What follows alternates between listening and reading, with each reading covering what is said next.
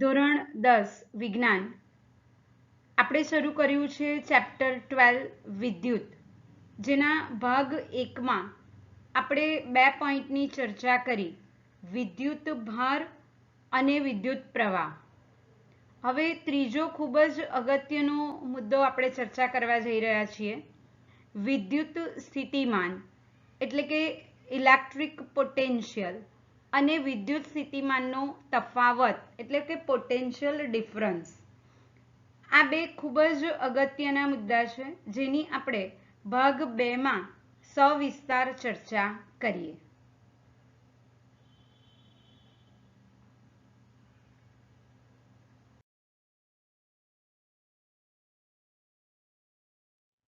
પહેલા વ્યવહારિક ઉદાહરણ દ્વારા વિદ્યુત સ્થિતિમાન સમજવા પ્રયત્ન કરીએ. ધારો કે અહીંયા 2 ટેન્ક આપી છે અને બંને ટેન્કને અહીંયા જોડી દેવામાં આવી છે,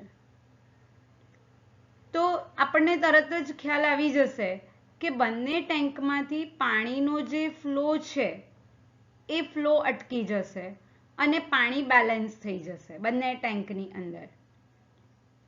પણ હવે જો એવું કરવું હોય કે પાણીનો પ્રવાહ આપણને જોઈતો હોય તો શું કરવું પડે? તો 2 કામ કરી શકાય. એક, આ જે ટેન્ક એમાં છે એની અંદર જે પહેલા પાણી હતું એના કરતાં એમાં થોડું વધારે પાણી દાખલ કરી દેવામાં આવે, તો આપણને ફરી પાછું આ પ્રકારે જ્યાં સુધી બેલેન્સ ન થાય ત્યાં સુધી પાણીનો પ્રવાહ પ્રાપ્ત થશે. શેને કારણે આ ઘટના બની? તો અહીંયા દબાણ વધ્યું અને બીજું ખાસ કરીને અહીંયા પાણીની ઊંચાઈ વધી.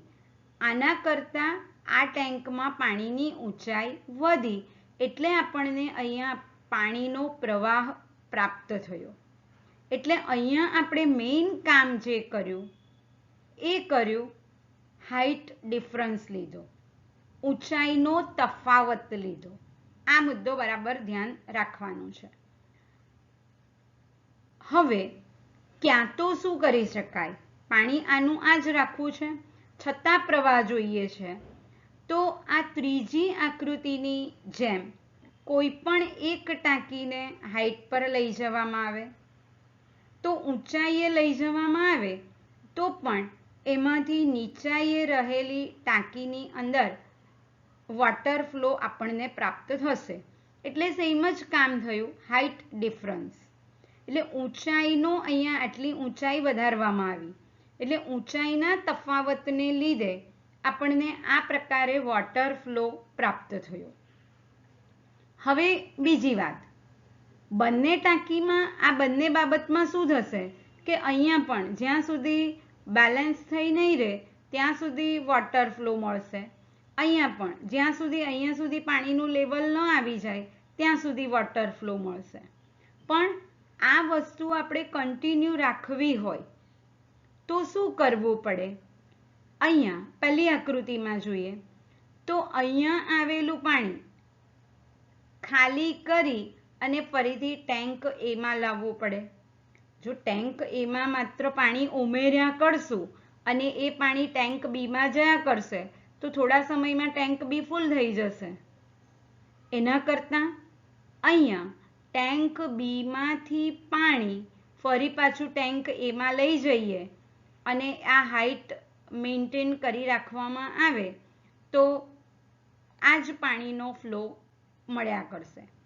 એવી જ રીતે અહીંયા પણ આ નીચે રાખેલી ટેન્કમાંથી ફરીથી પાણીને અહીંયા ઉપર ઊંચાઈએ રાખેલી ટેન્કમાં લઈ જવામાં આવે તો આ ફ્લો આપણને કન્ટિન્યુઅસલી પ્રાપ્ત થશે.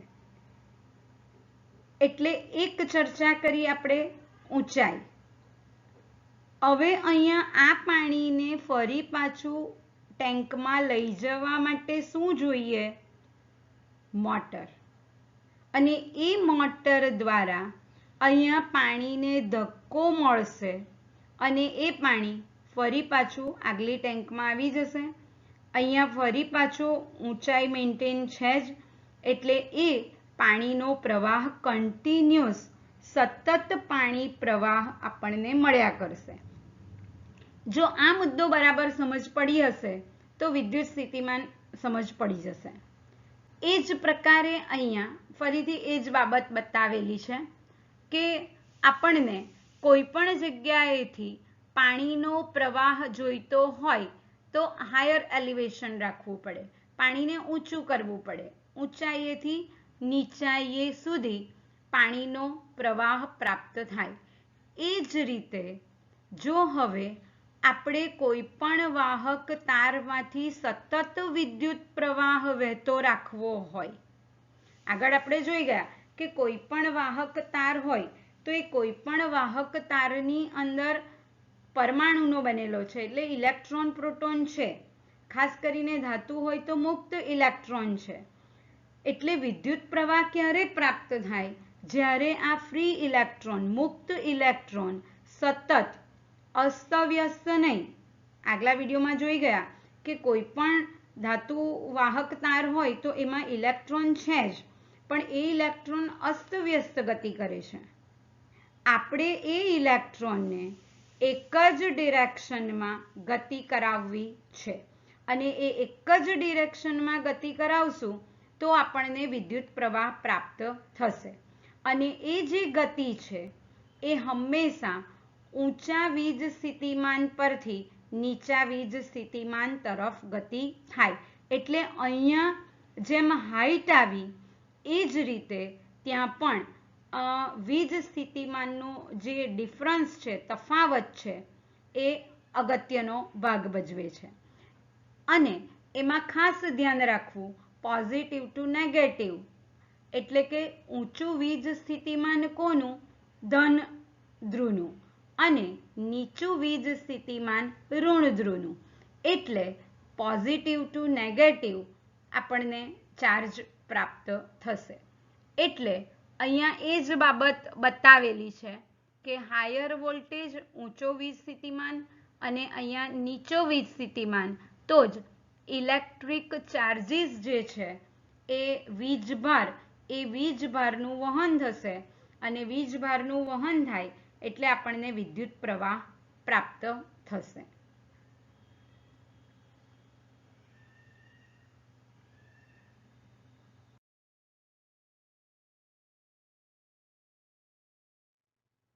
હવે આપણે વિદ્યુત સ્થિતિમાન ઇલેક્ટ્રિક પોટેન્શિયલ ઉદાહરણ દ્વારા સમજીએ. સામાન્ય રીતે અહીંયા આ એક સર્કિટ આપી છે જેની અંદર બેટરી જોડી છે અને અહીંયા બલ્બ છે. આપણે અગાઉની ચર્ચા પરથી હવે એટલું કહી શકીએ કે કોઈ પણ વાહક તાર આપ્યો હોય તો એ વાહક તારની અંદર ઇલેક્ટ્રોન પ્રોટોન હોય અને ખાસ કરીને તાંબાનો તાર હોય, ધાતુ તાર હોય તો એની અંદર મુક્ત ઇલેક્ટ્રોન હોય અને એ મુક્ત ઇલેક્ટ્રોન ખાસ કરીને નેગેટિવ ચાર્જીસ હોય, ઋણ વીજભારિત હોય. અને આ ઋણ વીજભારિત ઇલેક્ટ્રોન વાહક તારની અંદર અસ્તવ્યસ્ત ગતિ કરતા હોય, જેની પણ આપણે અગાઉ ચર્ચા કરી. એટલે આપણને એ વાહક તારમાંથી વિદ્યુત પ્રવાહ પ્રાપ્ત નહીં થાય. આપણે વિદ્યુત પ્રવાહ મેળવવાનું છે તો શું કરવું પડે? તો એ જે અંદર મુક્ત ઇલેક્ટ્રોન છે એ મુક્ત ઇલેક્ટ્રોનને એક જ દિશામાં ગતિ કરાવડાવવી પડે અને એક જ દિશામાં ગતિ કરાવીએ તો આપણને વિદ્યુત પ્રવાહ પ્રાપ્ત થાય અને તો આ બલ્બ સળગે. અને આપણને ખબર છે કે સામાન્ય રીતે ઇલેક્ટ્રોન ઋણ વીજભારિત છે એટલે નેગેટિવ ટુ પોઝિટિવ એ પોતાનું વહન કરશે અને વિદ્યુત પ્રવાહની દિશા એની વિરુદ્ધ દિશામાં હશે, જેને આપણે રૈવાજિક વિદ્યુત પ્રવાહ તરીકે ચર્ચા કરેલી છે. એટલે પોઝિટિવ ટુ નેગેટિવ. હવે આ બાબત સમજવા કે ઇલેક્ટ્રોન કઈ પ્રકારે ગતિ કરશે એના માટે અહીંયા એક ઉદાહરણ જોઈએ. ધારો કે અહીંયા કેટલાક બાળકો લસરપટ્ટી પર લસરી રહ્યા છે. સામાન્ય રીતે કોઈક બાળક અહીંયા ઊંચાઈએ બેઠું હોય તો એ શા માટે લસરપટ્ટી પરથી નીચે ઉતરી આવે છે? તો આપણે તરત જ કહીશું કે અહીંયા ગુરુત્વાકર્ષણ બળ લાગ્યું અને ગુરુત્વાકર્ષણ બળને કારણે એ નીચે તરફ આવી ગયું. તો અહીંયા ઉપર રહેલું જે બાળક છે, ઉપર બેઠેલું બાળક પહેલા, તો એની પાસે એક ઉર્જા છે અને એ છે સ્થિતિ ઉર્જા, પોટેન્શિયલ એનર્જી, જેની આપણે 9મા ધોરણમાં પણ ચર્ચા કરી છે. અને હવે એ જ્યારે આ લસરપટ્ટી પરથી લસરે છે ત્યારે આપણે તરત જ કહીશું કે એની જે સ્થિતિ ઉર્જા છે એ સ્થિતિ ઉર્જાનું ગતિ ઉર્જામાં રૂપાંતર થયું. એટલે બાળક અહીંયા આવે ત્યારે લગભગ એની સ્થિતિ ઉર્જા 0 થઈ ગઈ, મતલબ એની ઉર્જા વપરાઈ ગઈ. અથવા બીજી રીતના ચર્ચા કરીએ તો માની લઈએ કે આ લસરપટ્ટી રફ છે, ખરબચડી છે, તો બાળક અને લસરપટ્ટી વચ્ચે ઘર્ષણ બળ લાગશે અને ઘર્ષણ બળ લાગે તો પણ ઉષ્મા ઉર્જા મુક્ત થાય. એટલે એ સ્થિતિ ઉર્જાનું ઉષ્મા ઉર્જા અને ગતિ ઉર્જામાં રૂપાંતર થયું. એટલે અહીંયા આવતા સુધીમાં એ બાળકની સ્થિતિ ઉર્જા લગભગ 0 થઈ ગઈ. હવે એ બાળક માની લઈએ કે એને ફરીથી અહીંયા હાઈટ પર જવું છે. અહીંયા કોઈ એક વ્યક્તિ છે માની લઈએ. એ વ્યક્તિ આ બાળકોને ઉચકીને, બાળકો ચાલીને નથી જતા, બાળકને ઉચકીને પાછું અહીંયા ઉપર બેસાડી દે છે. એટલે ફરીથી એ વ્યક્તિએ બાળકને ઉર્જા આપી, કંઈક કાર્ય કર્યું અને એને કારણે બાળકમાં ફરીથી સ્થિતિ ઉર્જા પ્રાપ્ત થઈ અને એ સ્થિતિ ઉર્જા પાછી ઉષ્મા અને ગતિ ઉર્જા અને આ પ્રકારની ઘટના ચાલ્યા કરે. હવે આપણા કિસ્સાની અંદર અહીંયા ચર્ચા કરીએ. સર્કિટની અંદર આપણે વાત કરી કે ઇલેક્ટ્રોન એ ઋણ વીજભારિત છે અને એના પ્રવાહથી આપણને વિદ્યુત પ્રવાહ પ્રાપ્ત થાય. અને એક વાત સ્વીકારી લેવાની કે ધન ધ્રુવ જે છે, બેટરીનો ધન ધ્રુવ, એનું વીજ સ્થિતિમાન ઊંચું છે અને ઋણ ધ્રુવ એનું વીજ સ્થિતિમાન સામાન્ય રીતે નીચું હોય છે, જેની આપણે પછીથી પણ ચર્ચા કરવાના છે. એટલે અહીંયા આપણને ઇલેક્ટ્રોનનો પ્રવાહ આ દિશામાં મળશે, પણ વિદ્યુત પ્રવાહ પોઝિટિવ ટુ નેગેટિવ મળશે. માની લઈએ કે અહીંયા ઇલેક્ટ્રોનનો નહીં પણ પોઝિટિવ ચાર્જનું વહન થાય છે. આ કિસ્સો સમજવા માટે તો અહીંયાથી એને એનર્જી મળી અને એ પોઝિટિવ ચાર્જીસ એ અહીંયા બલ્બ સુધી ગયા. બલ્બ એ એક પ્રકારનો અવરોધ છે. એટલે જ્યારે એ ચાર્જીસને અહીંયા બલ્બમાંથી વહન થશે ત્યારે ઘણી બધી ઉષ્મા અને પ્રકાશ ઉર્જા મુક્ત કરી દેશે. એટલે અહીંયા બાળકની જેમ કે જ્યારે અહીંયા સ્થિતિ ઉર્જા હતી એનું એણે ગતિ અને ઉષ્મા ઉર્જામાં રૂપાંતર કરી અને પોતાની ઉર્જા ખર્ચી કાઢી. એવી રીતે અહીંયા વધારે ઉર્જાવાળો ચાર્જીસ અહીંયા આવ્યો ત્યારે એણે પ્રકાશ અને ઉષ્મા ઉર્જા માટે એણે પોતાની ઉર્જા રૂપાંતરિત કરી નાખી. એક ઉર્જાનું બીજી ઉર્જામાં રૂપાંતર કર્યું. એટલે અહીંયા આવ્યો, ફરીથી અહીંયા આવ્યો ત્યારે હવે એની પાસે ઓછી ઉર્જા છે અને એ ઓછી ઉર્જાવાળો ચાર્જીસ ફરી પાછો અહીંયા જ્યારે બેટરીમાં પ્રવેશે એટલે એ માની લીધું છે આપણે કે ધન ચાર્જ છે, પોઝિટિવ ચાર્જ છે. તો અહીંયા તો એટ્રેક્શનને કારણે એટલે કે આકર્ષણને કારણે પોઝિટિવ ટુ નેગેટિવ આવી ગયો, પણ એ પોઝિટિવ ચાર્જીસ પાછો બેટરીની અંદર પોઝિટિવ સુધી જવા માટે એને ફોર્સ આપવો પડશે, ધક્કો આપવો પડશે, બળ લગાડવું પડશે. એટલે બેટરીમાં રહેલા જે રસાયણો છે એ બેટરીમાં રહેલા રસાયણો એ જે ચાર્જીસ છે એને અહીંયા ધકેલશે. એટલે અહીંયા ઓછી ઉર્જાવાળા ચાર્જીસ અહીંયા પહોંચતા વળી પાછા વધારે ઉર્જાવાળા થઈ જશે અને આપણને આ રીતે વિદ્યુત પ્રવાહ પ્રાપ્ત થશે ધનથી ઋણ તરફ. ખરેખર ઇલેક્ટ્રોનનું વહન થાય છે આ દિશામાં, પણ આપણે વિદ્યુત પ્રવાહ સમજવા માટે આ પ્રકારે ચર્ચા કરી એટલે અહીંયા પેલો જે વ્યક્તિ હતો એ વ્યક્તિ બાળકને ઉર્જા આપીને ઉપર બેસાડે એવું કામ અહીંયા બેટરી કરે છે અને બેટરીમાં રહેલા રસાયણો આ પ્રકારનું કાર્ય કરી અને ફરી પાછી એને ઉર્જા આપે છે. હવે અહીંયા જે બેટરી છે એની ઉપર ખાસ કરીને ઘણીવાર લખેલું હોય છે 1.5 વોલ્ટ્સ. તો એનો મતલબ શું છે? તો હમણાં આપણે વિદ્યુત સ્થિતિમાન અને તફાવતની વ્યાખ્યા જોઈશું કે ખાસ કરીને ત્યાં આવશે V = W/Q. W એટલે કાર્ય અને Q એટલે વીજભાર. વીજભારના વહન માટે વપરાતી ઉર્જા એટલે એનો એકમ થશે જૂલ પ્રતિ કુલમ. W એટલે કાર્યનો એકમ જૂલ અને Q એટલે વીજભાર, એનો એકમ કુલંબ છે. એટલે માની લઈએ કે અહીંયા 1 કુલંબ વીજભાર આવ્યો. 1 કુલંબ વીજભાર, જૂલ પ્રતિ કુલમ એટલે 1 કુલંબ વીજભાર, કે જેની પાસે હવે ઓછી ઉર્જા છે.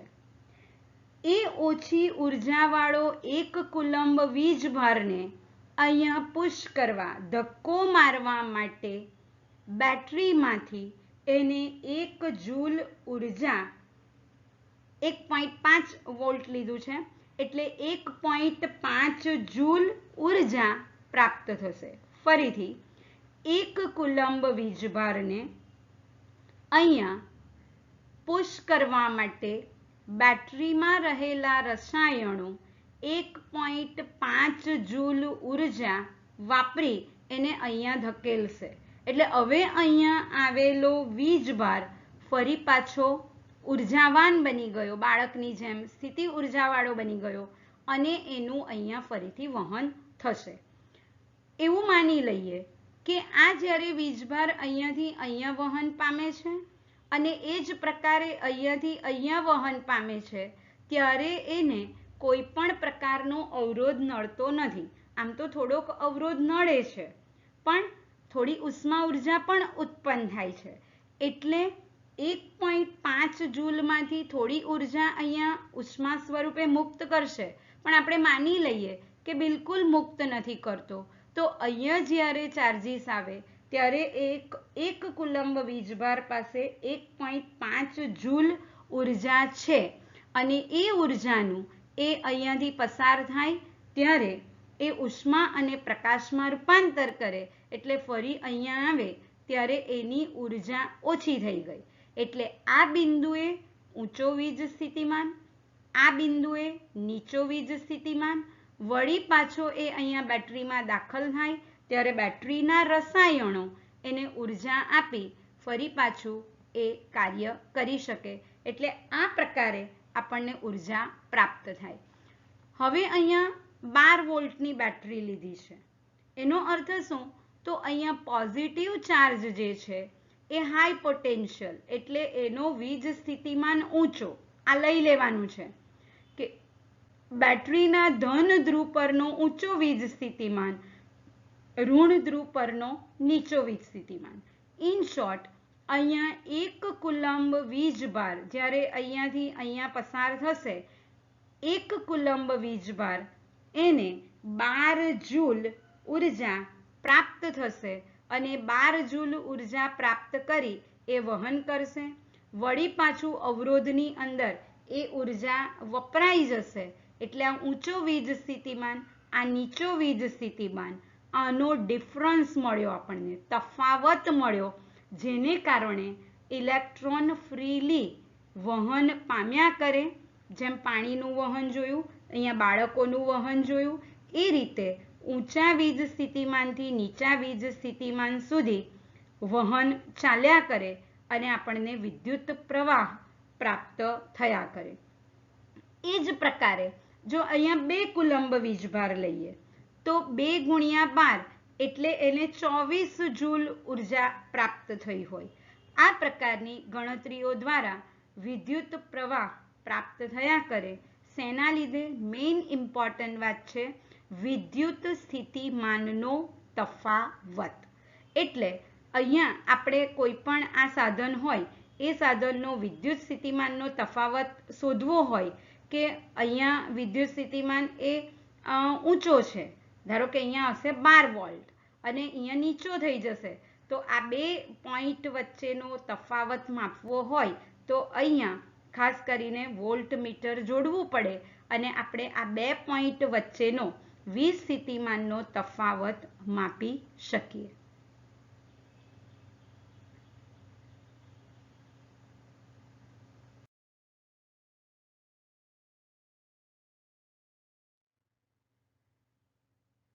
અહીંયા એ જ બાબત ફરીથી બહુ સરસ એનિમેશન દ્વારા બતાવવામાં આવેલી છે કે અહીંયા આવતા આ અહીંયા ઋણધ્રુવ છે બેટરીનો, અહીંયા આવતા જે ચાર્જીસ છે, ફરીથી કહું છું, ખરેખર ઇલેક્ટ્રોનનું વહન નેગેટિવ ટુ પોઝિટિવ થાય છે, ઋણથી ધન થાય છે, પણ અહીંયા આપણે વિદ્યુત પ્રવાહ લીધેલો છે એના વહનની ચર્ચા કરી છે. એટલે અહીંયા આવતા એ થાકી ગયા છે, હાથમાં લાકડી પકડી લીધી છે, પણ જેવા એ બેટરીના ઋણ ધ્રુવથી ધન ધ્રુવ તરફ જશે એટલે બેટરીમાં રહેલા રસાયણો એને પુશ કરશે. જુઓ અહીંયા ધક્કો મારે છે અને એનામાં ફરી પાછી ઉર્જા ગેઇન થશે, ઉર્જા સંગ્રહ થશે અને અહીંયા હવે એને બહાર નીકળે છે તો લાકડીની જરૂર નથી અને આ પ્રકારે વહન ચાલ્યા કરશે. એટલે જેમ આગલી સ્લાઇડની અંદર બાળકને ઉપર પહોંચાડવા માટે પેલો વ્યક્તિ જવાબદાર હતો, એ જ રીતે અહીંયા ખાસ કરીને વીજભારના વહન માટે બેટરી જરૂરી છે, જે આપણા વીજભાર છે એને ધક્કો મારવાનું કાર્ય કરે છે, ચાર્જીસને એટલે કે વીજભારને આ રીતે પુશ કરવાનું કાર્ય કરે છે.